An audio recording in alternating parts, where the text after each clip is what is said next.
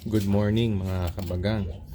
Gagawa po ako ng video na papakita ko po sa inyo paano i-convert ang yung mga portable washer natin na gawing from DC to AC. Kasi nagiging problema lagi itong battery. Minsan ayaw na mag-charge, so hindi na magamit. Ito po, pakita ko sa inyo.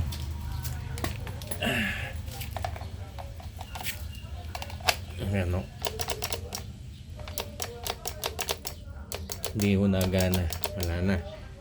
So turuan ko kayo paano mag-convert po. Ito po ang ginawa ko, nilagyan ko lang sa pan terminal. So tatanggalin nyo po yung battery, tapos po iwan yung circuit board. Ngayon may positive negative po yan, doon nyo lang ikabit ho.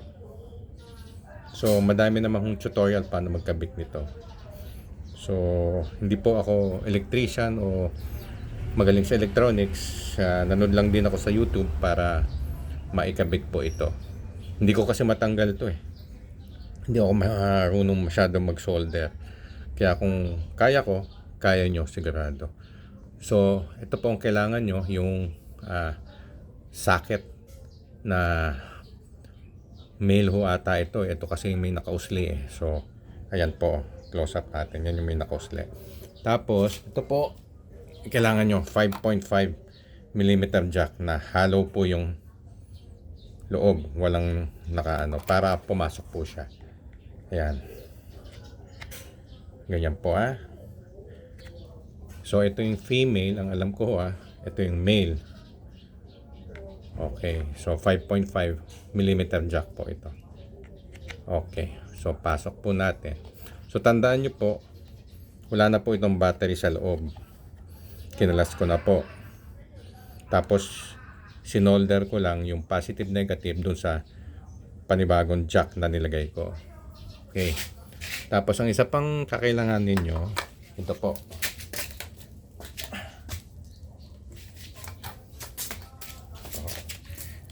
Ito po. Ito po ang specs. DC 24 volts, 6 amperes. May nakita po kasi akong gumawa nito. Ang ginamit niya 24 volts pero 2 amperes. Kulang na kulang po yung power. So sinuggest niya better kung 6 amperes pataas. Ito po nakuha ko sa Lazada ng parang mga nasa 300 plus po eh.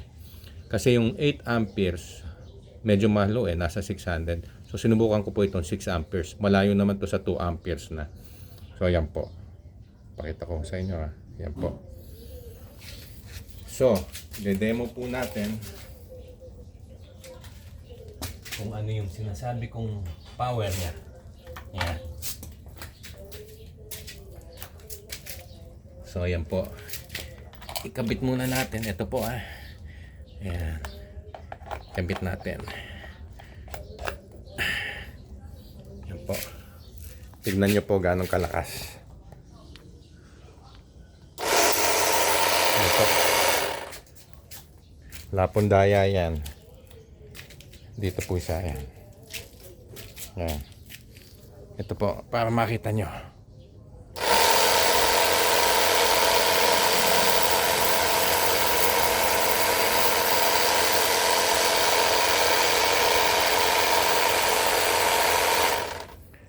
Ito po.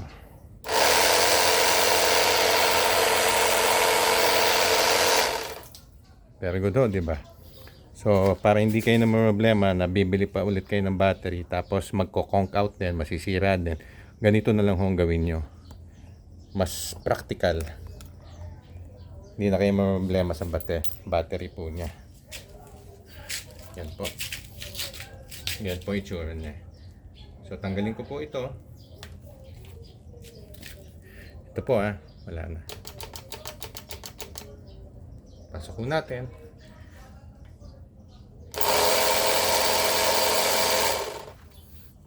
Very good po.